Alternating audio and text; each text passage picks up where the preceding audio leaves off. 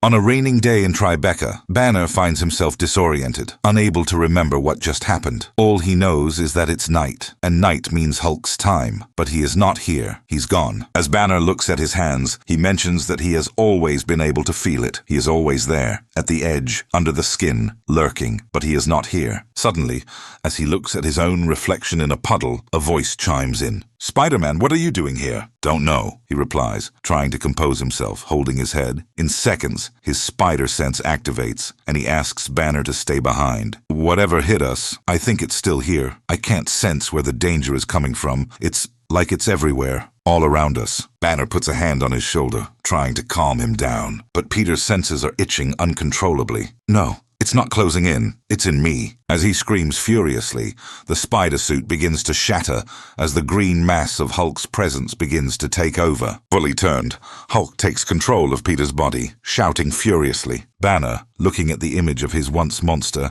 gets closer. "I know you're scared," he says softly. Hulk looks back at him. Not scared. Angry. In seconds, he swings out as he shouts Osborn's name furiously. Banner can only observe how dangerous this combination could be. Immediately, he grabs a phone and calls for help. Meanwhile, Spider-Man, now Hulk, swings through the city, but his strength is uncontrollable, making it impossible to grab any surface like a spider without breaking it first. Then, a voice calls to him, someone he recognizes immediately. It's the Fantastic Four. The Thing, looking at him weirdly, adds, "Your friendly neighborhood Fantastic Four is here to help." Hulk doesn't waste time and jumps directly at him. Crap. As they crash through the sewers, Hulk punches him right in the face, but he responds immediately. Then he takes advantage and grabs him, trying to calm him, calling him by name, but it's ineffective. Hulk walks through the ceiling and headbutts him, pushing him back. The rest of the Fantastic Four appear. Reed moves in to restrain him, while Sue covers Hulk's hands in a force field, making them unable to produce any damage. The Thing looks directly at him, gets into a fighting position. "Sorry, Pete," and with a fast swing, knocks him out cold. "Okay, I think he's clobbered enough." As the police sirens begin to be heard, Banner appears and tells everyone that they should get out. Now. Reed replies that they can't contain him, but Banner advises them not to. It's the last thing they would want to do. "What do you suggest?" asks Reed. "Somewhere remote and unpopulated," replies Banner. Hours later at Astra Island, as Spider-Man finally wakes up, he asks if he heard anyone. "No," replies Johnny. "I mean, you punched Ben a lot, but he can take it." Peter tries to ask another question, but Banner immediately responds that he doesn't need to worry. He kept his pants on. As the sun starts to set, Richards mentions that it's better for them to return to New York while they monitor the situation through cameras placed in the surrounding areas. Banner tells Sue that he will stay, to which Ben disagrees. "It should be me." "No, you beat him up," replies Banner. "His Hulk will remember that. Trust me. Go." As the night falls, Peter and Banner find themselves resting in an abandoned building, when Peter mentions that he doesn't want to turn again. "I don't want to just stop being again." "I know," replies Banner with softness in his tone.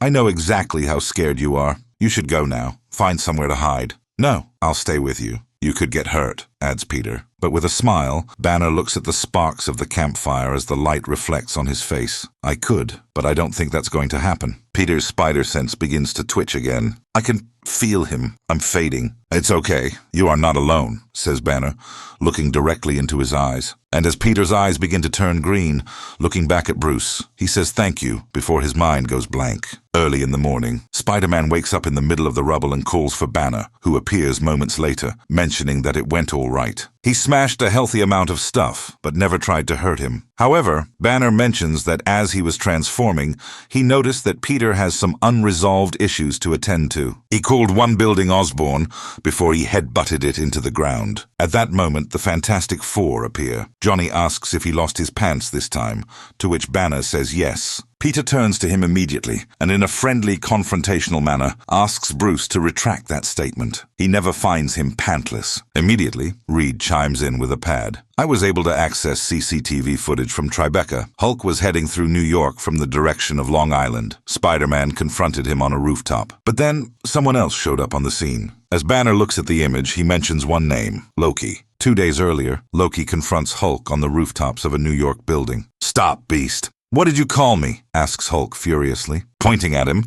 Loki mentions that he has changed. He is more articulate. Hulk looks back at him annoyed and adds, "I'm very articulate, and you've pissed me off a lot of times, annoying God." Want me to find some creative words to describe how I'm going to strangle you with your own internal organs? Loki smiles back, surprised. You are different, and I can finally sense it, the source of your power. It's just energy. I can reach it. Suddenly, Loki looks directly at Hulk with other motives and adds, for the good of this planet, I cast your power out. Immediately, a torrent of gamma energy is expelled from Banner's body, creating the crater he now remembers. Back to the present, Banner mentions that they owe Loki a visit. But before they head out, Johnny hands them some new clothes. As they walk to the ship, Peter looks at Banner's t-shirt and mentions that it's better than whatever he had before, but it kind of looks like none of them knows how to count. Minutes later, on the Upper West Side, Loki is enjoying a hot dog when they appear. Fellow heroes, he shouts. What's with the 5 4s? Can you not count? You pushed out my gamma radiation, shouts Bruce. No need to thank me, replies Loki, proud of his work.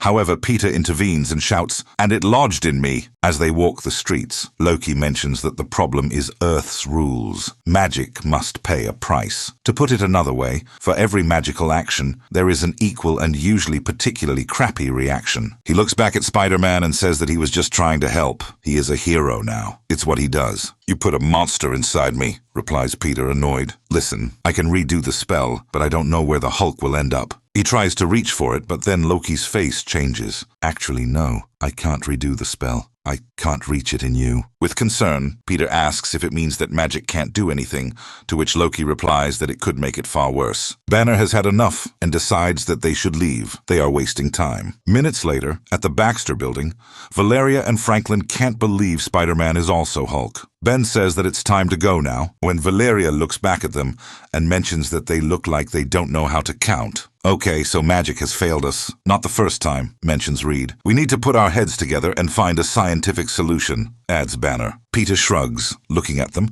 and replies that he might suggest some ideas, but he will be a monster by night. Bruce looks at Sue, asking if Spider-Man should be part of this brainstorming session. No offense to him. She raises an eyebrow and replies, "Oh, I think you'll be pleasantly surprised." As Peter turns back and grabs one of Reed's whiteboards, Bruce's eyes widen at the image of Spider-Man writing out hypotheses. My guess is the gamma energy was drawn to me due to the radioactive nature of my powers, attracted to a sympathetic resonance. He then turns to Banner and continues. In the video, Loki said he could feel your energy for the first time. He said Hulk was different. Why? Because he's been different. He's been like a battery, losing gamma, using it in different ways, absorbing it. As the 4 marinate on the word absorbing, they finally get it. They would need a controlled manner. Back on the island, Banner inspects the box, mentioning that the gamma explosion should be controlled so long as the numbers are right, to which both Reed and Peter reply in unison. They are. As Sue straps Bruce to the seat, Spider-Man reminds him that he only needs to be a bit of Hulk, and he will do the rest. Banner thanks them for this, and asks them to leave immediately. Now with little time to wait, Banner reminds Peter to just trigger the explosion, and hope that their theories are right, and that he can absorb the Hulk back. Spider-Man pauses, and with a serious tone adds, "Sure, but I was thinking, how is it better if it's you?" "What do you mean?" replies Bruce. "I could keep it," mentions Spider-Man. With a smile on his face, Banner looks directly at Peter and adds, "The Hulk is not your monster, not a burden for you to bear, but I really appreciated the offering." And with that, both say their goodbyes, hoping they can survive. At 6:56 p.m., the explosion is heard across the island. Spider-Man roars with fury as the Hulk takes over. As the image of the Hulk appears through the smoke, he tells Spider-Man that he has something that doesn't belong to him. Spider-Man smiles back. "Come get it, little Hulk." Banner moves in. Spider-Man hits him right in the face, sending him flying through the streets. Bruce tries to react fast as Spider-Man jumps straight at him. He moves out of the way and then lands a hit. Spider-Man grabs his chin and asks what he did. Hulk, now growing stronger after the punch, replies, "I am taking it back." Spider-Man tries to fight back, but Hulk keeps absorbing his gamma radiation until he grows back to his full potential. Hours later, after the battle is over, Peter hands Bruce a set of pants. "I think it worked. No sign of Hulk. Any Hulk." As Banner dresses, he replies that he can feel it is coming back. Spider-Man looks directly at Banner and mentions that he finally understands what he goes through, that fear of losing control, of losing himself. Banner lowers his gaze as he agrees. "I am going to stay with you, just this once, Bruce. You don't have to be alone when you fade." As time passes, Hulk appears with Peter still by his side. Calmly, Hulk looks at him and says, "What are you doing, Peter?" "Just giving you a hug, big man." Then Spider-Man stops, surprised.